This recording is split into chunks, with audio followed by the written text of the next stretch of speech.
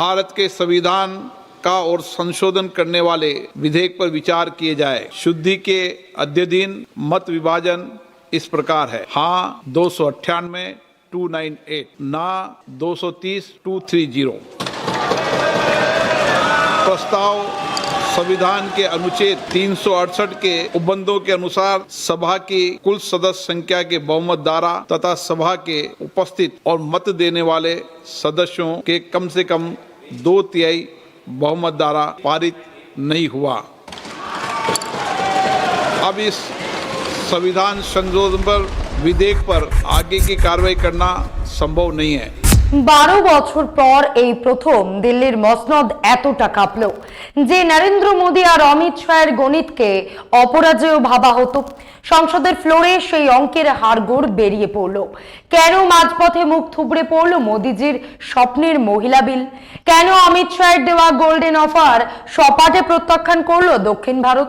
নারী উন্নয়নের আড়ালে কিসের ষড়যন্ত্রের গন্ধ পেয়ে একজোট হলো গোটা বিরোধী শিবির? 54টি ভোটের সেই মরণ ফাঁদ যেখানে আটকে গেল বিজেপির দম্ভ।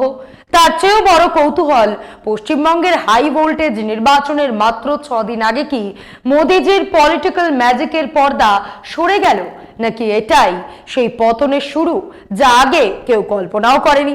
বিস্ফোরক তথ্য আর পরিসংখ্যানের উপর দাঁড়িয়ে আজকের এপিসোডে আসল সত্যটা ফাঁস হতে চলেছে। নমস্কার, আমি মধুরিমা ভৌমিক আর দৈনিক সংবাদ অনলাইনে আপনারা দেখছেন সত্যি আসলে বেদনাদায়ক। রাজনীতির ময়দানে দাবার চাল সবসময় মেলে না। এতদিন আমরা দেখে এসেছি নরেন্দ্র মোদী আর অমিত শাহের ম্যাথমেটিক্স মানেই অমোঘ এক ফর্মুলা, কিন্তু বাংলা এবং তামিলনাড়ুর বিধানসভা নির্বাচনের ঠিক মুখে এসে লোকসভায় সেই অজেয় ফর্মুলা একেবারে এলোমেলো হয়ে গেল। যে ক্যালকুলেশনের উপর দাঁড়িয়ে মোদী ম্যাজিক চলতো তা কার্যত ধূলিসাৎ। প্রধানমন্ত্রীর অত্যন্ত গুরুত্বপূর্ণ এবং স্বপ্নের প্রজেক্ট মহিলা সংরক্ষণ বিল পাশ করানো গেল না লোকসভায়। এমন স্পর্শকাতর সময় দাঁড়িয়ে এটা শুধু এনডিএ বা বিজেপির জন্য নয়, ব্যক্তিগতভাবে প্রধানমন্ত্রী মোদীর জন্য একটা বিরাট সেটব্যাক। অঙ্কের হিসেবে একটু নজর দিন। মহিলা সংরক্ষণ সংক্রান্ত এই বিলটি যেহেতু সংবিধান সংশোধনকারী, তাই বিলটি পাশ করাতে সংসদে উপস্থিত সাংসদদের 2/3 বা 2/3 মেজরিটি প্রয়োজন ছিল। এই লক্ষ্যেই 3 বিরোধী শাসিত রাজ্যে বিধানসভা ভোট চলার মাঝেই 3 দিনের বিশেষ অধিবেশন ডেকে সংশোধিত মহিলা সংরক্ষণ বিল আনার সিদ্ধান্ত নিয়েছিল মোদী সরকার। কিন্তু দিনের শেষে সরকারের স্বপ্ন তাসের ঘরের মতন ভেঙে গেল। গতকাল লোকসভায় ভোটাভুটির সময় উপস্থিত ছিলেন 528 জন সাংসদ। বিলটি পাশ করতে ম্যাজিক নাম্বার ছিল 352, কিন্তু বিজেপি এবং এনডিএ জোট মিলে জোগাড় করতে পারলো মাত্র 298টি ভোট। ব্যবধানটা কতটা দেখেছেন? পাক্কা 54টি ভোটের ঘাটতি। অন্যদিকে শাসক দল ভেবেছিল বিরোধী শিবির হয়তো তাসের ঘরের মতন ভেঙে পড়বে, ভেবেছিল তৃণমূল আলাদা পথে হাঁটবে, ডিএমকে হয়তো বেঁকে বসবে, কিন্তু সমস্ত জল্পনা উড়িয়ে দিয়ে গোটা বিরোধী পক্ষ একজোট হয়ে চমক দিল। তাদের ঝুলিতে পড়ল 230টি ভোট। এই ঐক্যবদ্ধ লড়াই মোদীকে একটা পরিষ্কার বার্তা দিয়ে দিল, বিরোধী পক্ষ এখন আর শুধু পিছু পিছু দৌড়চ্ছে না, বরং চোখে চোখ রেখে চ্যালেঞ্জ জানাচ্ছে। আর এই ডামাডোলের মধ্যেই রাহুল গান্ধী লোকসভায় দাঁড়িয়ে প্রধানমন্ত্রীকে জাদুকর বলে কটাক্ষ করলেন। বিজেপি চোটে লাল হয়ে যাচ্ছে, তা সত্ত্বেও রাহুল গান্ধী ছিলেন অফেন্সিভ মোডে। তিনি স্পষ্ট বললেন, আমরা মহিলা বিলের বিরোধী নই, কিন্তু এই বিলের আড়ালে মোদী যে গভীর ষড়যন্ত্র করছেন আমরা তার বিরুদ্ধে। রাহুলের অভিযোগটা শুনুন। তার দাবি, কোনো রাজনৈতিক দলের সাথে আলোচনা না করে, কোনো আগাম সংকেত না দিয়ে হঠাৎ এই বিল আনার পেছনে মোদীর আসল উদ্দেশ্য হলো সংসদের আসন বাড়ানোর গোপন খেলা। हमने क्लियरली बोला है कि ये महिला बिल नहीं है, ये हिंदुस्तान का राजनीतिक जो स्ट्रक्चर है, इलेक्टोरल स्ट्रक्चर है, उसको बदलने की कोशिश है। ये हमने रोक दिया है। গত 6 এপ্রিল দৈনিক সংবাদের 4 নম্বর পাতায় আসন বাড়িয়ে দুর্গ রক্ষার কৌশল শিরোনামে এই বিষয়ের উপর সবিস্তারে একটি আর্টিকেল প্রকাশিত হয়েছিল। 2029 নির্বাচনের লক্ষ্যে রাষ্ট্রীয় শাসকের ত্রিনিট থেকে বের করা ডিলিমিটেশন আর মহিলা সংরক্ষণ কি শুধুই মাস্টার স্ট্রোক, নাকি পিছু হটতে থাকা রাজনৈতিক সাম্রাজ্যের নতুন কৌশল, নাকি এই জোড়া চাল আসলে ভারতের গণতান্ত্রিক কাঠামোকে আগাগোড়া মোদীকরণ করে তোলার এক সুদূর প্রসারী কৌশল? সেটা তুলে ধরেছিলেন নিবন্ধকার। স্ক্রিনে আপনারা লেখাটি দেখতে পাচ্ছেন। গেমটা আসলে কোথায় আটকে গেল? রাহুল গান্ধী লুকোছাপা না করে সরাসরি তোপ দেগে বললেন, এটা শুধু একটা বিল নয়, এটা সংবিধানের সাথে মোদিজির একটা বিপজ্জনক খেলা। আমরা বিলটা আটকেছি সংবিধানকে বাঁচাতে। রাহুলের সপাট বয়ান হলো, বিলের মোড়কে হিন্দুস্তানের নির্বাচনী কাঠামো বা ইলেকটোরাল স্ট্রাকচারটাকেই বদলে দেওয়ার নীল নকশা তৈরি করেছিল সরকার। লোকসভার ফ্লোরে মোক্ষম ধাক্কা খাওয়ার পরেই রাষ্ট্রীয় শাসকের গোটা ইকোসিস্টেম একটা অন্য ন্যারেটিভ সাজানোর মরিয়া চেষ্টা চালাচ্ছে। দাবি করছে রাহুল, প্রিয়াঙ্কা, অখিলেশ বা মমতা বন্দ্যোপাধ্যায়রা নাকি নারী বিরোধী। বলছেন বিরোধীরা মা বোনেদের সাথে বিশ্বাসঘাতকতা করেছে। তারা দেশের মানুষকে দেখাতে চাইছে যে বিরোধীরাই এই বিলের পথে বাধা। প্রশ্ন হলো, মোদিজির উদ্দেশ্য কি সত্যি সৎ ছিল? যদি তাই হতো তবে তো পুরো বিরোধী পক্ষ তার পাশে দাঁড়াতে রাজিই ছিল। কিন্তু মোদিজির স্বভাবই হলো পর্দার আড়ালে গেম খেলা। কেন বলছি? মন দিয়ে শুনুন। এক, টাইমিং। বাংলা বা তামিলনাড়ুর মতন গুরুত্বপূর্ণ রাজ্যে যখন নির্বাচন চলছে, তখন হুট করে কোনো অল পার্টি মিটিং না ডেকে বা আগাম সংকেত ছাড়াই একটা স্পেশাল সেশন ডেকে এই বিল কেন আনা হলো? আর দুই, লুকোনো শর্ত। বিলের সাথে কেন ডিলিমিটেশন আর সংসদের আসন বাড়ানোর অঘোষিত এজেন্ডা চাপিয়ে দেওয়া হলো? আসলে এই গেমটা বুঝতে পেরেই বিরোধীরা জোটবদ্ধ হয়েছিলেন, আর এটাই মোদি শাহ জুটির অঙ্কের হিসেবে সবচেয়ে বড় ধাক্কা দিয়েছে। হঠাৎ মাঝরাতে ঘুম থেকে উঠে কেউ যেমন কোনো বড় সিদ্ধান্ত নেয়, মোদি সরকারও অনেকটা সেইভাবেই এই স্পেশাল সেশন ডাকলো না? যখন দেশে ভোট চলছে তখন কোনো আগাম আলোচনা ছাড়াই বিল নিয়ে আসাটা কি শুধু একটা রাজনৈতিক চাল, নাকি এর পেছনে গভীর কোনো ডেসপারেশন ছিল? বিরোধী শিবিরের সন্দেহ কিন্তু অমূলক নয়। এই পুরো নাটকের আসল টার্গেটটা কোথায় ছিল জানেন? পশ্চিমবঙ্গ। পরিসংখ্যান বলছে এই রাজ্যের বহু কেন্দ্রে 60 থেকে 70%, কোথাও আবার 80% মহিলা ভোট সরাসরি যায় মমতা বন্দ্যোপাধ্যায়ের ঝুলিতে। মোদিজির মাস্টার প্ল্যান ছিল ভোটের ঠিক আগে এই 33% সংরক্ষণের ঝুলিটা মা বোনেদের সামনে মেলে ধরা। তিনি চেয়েছিলেন একটা ন্যারেটিভ সেট করতে, যে দেখো আমি তোমাদের সংসদে নিয়ে যাচ্ছি। বাংলার বিজেপি আর তৃণমূলের মধ্যে যে 10 থেকে 12% ভোটের ব্যবধান রয়েছে, সেটাকে ভরাট করতেই এই মহিলা তাস খেলতে চেয়েছিলেন তিনি। ব্লকবাস্টার এসআইআর এর মোড়কে নির্বাচন কমিশনের কিছু সুবিধা তো তিনি আগেই নিয়েছেন, কিন্তু এবার লক্ষ্য ছিল সরাসরি মমতার নিরেট মহিলা ভোট ব্যাংকে থাবা বসানো। কিন্তু সেই প্ল্যানটা গতকাল একদম মাঠে মারা গেল। বিজেপির এই ধাক্কা মমতার সামনে তাবৎ প্রতিকূলতার মধ্যেও পড়ে পাওয়া 14 আনা তো বটেই। এটা আজ করেই তো ভোটের ভরা মরশুম সত্ত্বেও দলের 21 জন সাংসদকে দিল্লিতে পাঠান তিনি। প্রশ্ন হলো, অমিত শাহ কি জানতেন না যে তার হাতে প্রয়োজনীয় সংখ্যা নেই? অবশ্যই জানতেন। তাদের ঝুলিতে ছিল 293 জন সাংসদ, আর বিল পাশের জন্য দরকার ছিল প্রায় 350। এই যে 54 থেকে 55 জন সাংসদের ঘাটতি, সেটা মোদি শাহ পূরণ করতে চেয়েছিলেন দুটো বাজি ধরে। এক, তারা ভেবেছিলেন মমতা বন্দ্যোপাধ্যায়ের সাথে কংগ্রেসের যে বিরোধ, তাতে হয়তো তৃণমূল ভেঙে বেরিয়ে আসবে। নারী বিলের আবেগে মমতা হয়তো একটু নরম হবেন। দুই, তারা ভেবেছিলেন অনেক বিরোধী সাংসদ এই মুহূর্তে নিজেদের রাজ্যে ভোটের প্রচারে ব্যস্ত, তাই ভোটাভুটির সময় তারা দিল্লিতে উপস্থিত থাকতে পারবেন না। অর্থাৎ সংবিধান বা নারী উন্নয়ন নয়, পুরো খেলাটাই ছিল বিরোধীদের অনুপস্থিতি আর ভাঙনের উপর বাজি ধরা। কিন্তু দিন শেষে অমিত শাহের সেই চাণক্য নীতি লোকসভার ফ্লোরে শুধু মুখ থুবড়েই পড়লো না, যেন আগ বাড়িয়ে বিজেপি নিজেই তাদের মুখ পোড়ালো।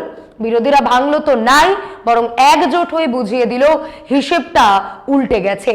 রাজনীতিতে যখন সোজা আঙুলে ঘি ওঠে না, তখন অমিত শাহ আঙুল বাঁকানোর চেষ্টা করেন, কিন্তু এবার তাতেও কাজ হলো না। সূত্রের খবর, ডিএমকে কে একটা বড় গোল্ডেন অফার দেওয়া হয়েছিল। বলা হয়েছিল ডিলিমিটেশন হলে তামিলনাড়ুতে আসন সংখ্যা 50% বাড়িয়ে দেওয়া হবে। টোপ দেওয়া হয়েছিল শরদ পাওয়ার, উদ্ধব ঠাকরে, এমনকি অখিলেশ যাদবের দলকেও। কিন্তু মোদী শাহ জুটির হিসেবে এবারই প্রথমে এত বড় গরমিল দেখা গেল। বিপক্ষ ভাঙলো তো নাই, বরং উল্টে ইস্পাতের মতন কঠিন জোট হয়ে এনডিএর বিরুদ্ধে রুখে দাঁড়ালো। একমাত্র জগনমোহন রেড্ডির মতন কিছু নিরপেক্ষ শক্তি ছাড়া কেউ বিজেপির পাশে ঘেঁষেনি। একটু গভীরে গিয়ে ভাবুন, মোদিজির তথাকথিত চাণক্য কেন নিজেরই নাক কেটে নিজেদেরই যাত্রাভঙ্গ করলেন? কেন কোনো দলকেই তিনি ভাঙাতে পারলেন না? আসলে বর্তমান প্রেক্ষাপটটা খেয়াল করুন। একদিকে ইরান যুদ্ধের ছায়া, অন্যদিকে গত 38 মাসের মধ্যে দেশে সবচেয়ে বেশি পাইকারি মূল্য বৃদ্ধি। রাষ্ট্রপুঞ্জের অধীনে ইউনাইটেড নেশনস ডেভেলপমেন্ট প্রোগ্রাম সম্প্রতি তাদের রিপোর্টে জানিয়েছে, পশ্চিম এশিয়ার সংঘাতে ভারতবর্ষে আরো প্রায় 25 লক্ষ মানুষ তলিয়ে যেতে পারেন দারিদ্র্যের খাদে। এদিকে দেশে বেকারত্বের হার ছাড়িয়েছে 5% বিন্দু, গ্রামাঞ্চলে এই হার প্রায় 7%। বিদেশের মাটিতে আমাদের বিদেশ নীতি ডাহাফেল, আর দেশে এপস্টিন ফাইলসের মতন বিতর্কের পাহাড়। বেদনাদায়ক হলেও এটাই সত্যি যে নরেন্দ্র মোদী আজ চারপাশ থেকে ঘেরাও হয়ে আছেন। এই দুর্বল অবস্থায় ইন্ডিয়া জোটের এই সংহতি মোদীকে যেন সবুজ ঘাসের পিছে একেবারে ওয়েস্ট ইন্ডিজের সেই স্বর্ণযুগের পেস ব্যাটারির মতন দাঁড় করিয়ে দিয়েছে। রাজনীতিতে একটা কথা রয়েছে, অতীতের সাফল্য ভবিষ্যতের নিশ্চয়তা দেয় না। 2014 থেকে আজ পর্যন্ত আমরা দেখে এসেছি মোদী সরকার যা চেয়েছে সংসদে তাই করিয়েছে, বিল পাশ করিয়েছে। হয়তো পরে সুপ্রিম কোর্ট পরে সেটাকে অসাংবিধানিক বলেছে, তবে তাতে মন্ত্রী শান্ত্রীদের কারোর জেল জরিমানা তো দূরের কথা, গায়ে আঁচড়ও লাগেনি। কিন্তু সংসদের ভেতরে এই পরাজয়, এটা কেউ কল্পনাও করেনি। খোদ সংসদের ভেতরে 54 ভোটের ব্যবধানে সরকার হেরে যাবে, এটা বোধহয় মোদী শাহ জুটির ক্যালকুলেশনের বাইরে ছিল। আসলে বিজেপি চেয়েছিল ইস্যুটাকে লিঙ্গ বৈষম্য বা জেন্ডার পলিটিক্সের মোড়কে সাজাতে, কিন্তু তলে তলে বিরোধী শিবির খেলাটা ঘুরিয়ে দিল। বিতর্ক যত দীর্ঘ হলো, বিরোধীরা সুকৌশলে এটাকে আঞ্চলিক ভারসাম্যহীনতার দিকে ঠেলে দিল। বিজেপি নারীত্বের আবেগ দিয়ে গোল করতে চেয়েছিল, আর বিরোধীরা সেখানে আঞ্চলিক বঞ্চনার গোলপোস্ট বসিয়ে দিল। এখানেই মোদী সরকার প্রথম মাত খেল। অমিত শাহের পুরো অঙ্কটাই দাঁড়িয়েছিল ব্ল্যাকমেল আর চাপের রাজনীতির ওপর। তারা ভেবেছিলেন ভোট ব্যাংকের ভয়ে বিরোধীরা আপোষ করবে, বিশেষ করে বাংলার ভোট মাথায় রেখে তৃণমূল হয়তো ভেঙে পড়বে। বিজেপি ভেবেছিল ভোট ব্যাংকের চাপে সব তছনছ হয়ে যাবে, কিন্তু হলো ঠিক উল্টো। বিরোধী সাংসদেরা যেন শপথ নিয়ে এসেছিলেন, কোনো হুইপ নয়, কোনো ভয় নয়, আজ তারা একজোট। সবচেয়ে বড় নাটকটা কখন হলো জানেন? যখন অমিত শাহ দক্ষিণ ভারতের রাজ্যগুলোর জন্য এক গোল্ডেন অফার ছুড়ে দিলেন। অন্ধ্রপ্রদেশ, তেলেঙ্গানা, কর্ণাটক, তামিলনাড়ু বা কেরল, সবার উদ্দেশ্যে তিনি বললেন, ডিলিমিটেশনে আমি আপনাদের আসন সংখ্যা 50% বাড়িয়ে দেব। ভাবুন একবার, ভরা অধিবেশনে দাঁড়িয়ে স্বরাষ্ট্রমন্ত্রী বলছেন, আমাকে মাত্র 1 ঘন্টা সময় দিন, আমি এখনই মন্ত্রক থেকে অ্যামেন্ডমেন্ট নিয়ে আসছি। এটা ছিল অমিত শাহের তুরুপের তাস। তিনি নিশ্চিত ছিলেন যে আসন বাড়ার এই টোপ কোনো দলই ফেরাতে পারবে না, বিশেষ করে ডিএমকের মতন বড় দলগুলো এই ফাঁদে পা দেবেই। কিন্তু এখানেই ঘটলো আসল ক্লাইম্যাক্স। দক্ষিণ ভারতের কোনো একটি দলও শাহের এই কথায় বিশ্বাস করলো না, বরং সপাটে প্রত্যাখ্যান করলো। কেন এত বড় অফার ফিরিয়ে দিল ডিএমকে? উত্তরটা খুব সহজ, বিশ্বাসের সংকট। একটা সরকারের সবচেয়ে বড় শক্তি হলো তার বিশ্বাসযোগ্যতা, কিন্তু মোদী সরকারের রেকর্ড বলছে মুখে যা বলা হয় আর বাস্তবে যা করা হয় তার মধ্যে আকাশ পাতাল ফারাক। বিরোধীরা বলেন মোদীর রাজনীতির চাবিকাঠি হলো ভয় তৈরি করে রাখা। বিরোধীরা বুঝে গিয়েছিল এই গোল্ডেন অফারটা আসলে একটা বিষ মাখানো লাড্ডু। আজ আসন বাড়ানোর লোভ দেখে বিল পাস করিয়ে নিলে কাল যে ডেলিমিটেশনের নামে দক্ষিণ ভারতের গুরুত্ব কমিয়ে দেওয়া হবে না, তার গ্যারান্টি কে দেবে? অমিত শাহের মুখের উপর ডিএমকের না বলে দেওয়াটা বুঝিয়ে দিল দিল্লির সুলতানদের দিন এখন আর আগের মতো নেই। ভরসা যখন তলানিতে ঠেকে তখন কোটি টাকার অফারও কাজ করে না। রাজনীতিতে শেষ কথা হলো ভোট, কিন্তু তার চেয়েও বড় কথা হলো ভরসা। কেন অমিত শাহের ওই লোভনীয় অফার বিরোধীরা ফিরিয়ে দিল? কারণ এই সরকারের উপর থেকে মানুষের বিশ্বাস আজ পাতাল মুখে। অনেকটা ডোনাল্ড ট্রাম্পের মতন, কথা আর কাজের কোনো মিল নেই। মনে করে দেখুন তো সেই 3 কৃষি আইনের কথা। 13 মাস আন্দোলনের পর প্রধানমন্ত্রী যখন বললেন আইন প্রত্যাহার করবেন, কৃষকরা কি তখন আন্দোলন তুলে নিয়েছিল? না, তারা বলেছিল আগে সংসদে পাশ হোক, তারপর বিশ্বাস করব।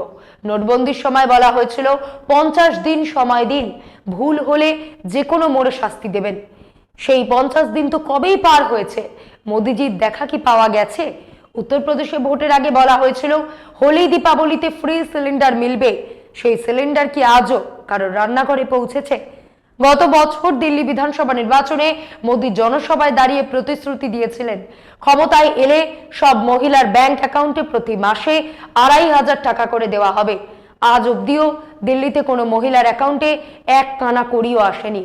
যাদের বিশ্বাসের এমন বাঁধানো রেকর্ড, বিরোধী শিবির কেন তাদের গোল্ডেন অফারের ওপর বাজি ধরবে? 12 বছরে এই প্রথম সংসদে সম্মিলিত বিরোধী শক্তির কাছে পরাজিত হলো নরেন্দ্র মোদী সরকার। এই প্রথম লোকসভায় মোদীকে নিজে উপস্থিত থেকে পরাজয়ের মুখ দেখতে হলো। এটা শুধু একটা বিলের পরাজয় নয়, এটা তার সামগ্রিক পতনের ইঙ্গিত। বিশেষ করে ইরান যুদ্ধের আবহে ইসরায়েলের দিকে অন্ধভাবে ঝুঁকে গিয়ে মোদীজি আন্তর্জাতিক রাজনীতিতেও নিজেকে এক্সপোজ করে ফেলেছেন। আর দেশের ভেতরে কি হচ্ছে? যে মমতা বন্দ্যোপাধ্যায় বাংলায় কংগ্রেসের বিরুদ্ধে লড়ছেন, যে বামেরা কেরালায় কংগ্রেসের ঘোর বিরোধী, মোদীর এই আগ্রাসনের মুখে তারা সবাই আজ এক ছাতার তলায় জোটবদ্ধ হলেন। একটু ভাবুন, এত কাণ্ড কারখানা করেও যদি বাংলা মোদীর হাত থেকে ফসকে যায় আর দক্ষিণ ভারতে দাঁতই না ফোটাতে পারেন, যদি শুধু হাতে পড়ে থাকে আসাম, তবে বুঝে নিন সময়টা কত কঠিন। নরেন্দ্র মোদীর জন্য আগামী দিনগুলো শুধু রাজনৈতিক লড়াইয়ের নয়, বরং নিজের অস্তিত্ব রক্ষার লড়াই হয়ে দাঁড়াবে। পরিসংখ্যানের এই হার আসলে এক বৃহত্তর পতনের শুরু। এই প্রথমবার বিরোধীরা দেখলো যে মোদী অজেয় নন, তাকেও সংখ্যার খেলায় কোণঠাসা করা যায়। এটা ছিল মোদীজির এক সুপরিকল্পিত ঝুঁকি বা ক্যালকুলেটেড রিস্ক। তিনি চেয়েছিলেন নারী বিলের আড়ালে ডিলিমিটেশন বা আসন পুনর্নির্ধারণের তাস খেলে নিজের ক্ষমতাকে স্থায়ী করতে। ভেবেছিলেন শরদ পাওয়ার, উদ্ধব ঠাকরে বা আম আদমি পার্টির সংসদেরা হয়তো ব্যক্তিগত স্বার্থে বা চাপের মুখে পিছু হটবেন। ভেবেছিলেন বরাবরের মতন এবারও কোনো জাদুকরি মাস্টার স্ট্রোক দিয়ে কেল্লা ফতে করবেন। 12 বছরেই প্রথমবার মোদীজির কোনো জাদু চলল না, কোনো ছলনা কাজে এলো না। চারপাশ থেকে যে জাতাকলে মোদী আজ ফেসে গেছেন, সেটা তার ভবিষ্যতের জন্য মোটেও ভালো সংকেত নয়। তিনি কি পারবেন তার দুর্গ আসাম রক্ষা করতে, নাকি বাংলা আর দক্ষিণ ভারতের ধাক্কা তাকে রাজনীতির মূল স্রোত থেকে আরো দূরে সরিয়ে দেবে? একটা যুগের অবসান কি আমরা স্বচক্ষে দেখছি? সবশেষে বড় আশঙ্কা একটাই, সাহেব কি এই হারের গ্লানি ঢাকতে আবার নতুন কোনো ভয় দেখানোর খেলায় নামবেন? মনে রাখবেন, ইতিহাসের পাতা কিন্তু ভয় দিয়ে মোছা যায় না। ইতিহাস সাক্ষী, যখন জনতা আর গণতন্ত্র একজোট হয়, তখন বিশ্বের সবচেয়ে শক্তিশালী শাসকের পায়ের তলার মাটিও কাঁপতে শুরু করে। আজ এই পর্যন্তই। এমন আরো বিষয় জানতে অবশ্যই সাবস্ক্রাইব করুন, লাইক কমেন্টে শেয়ার করুন।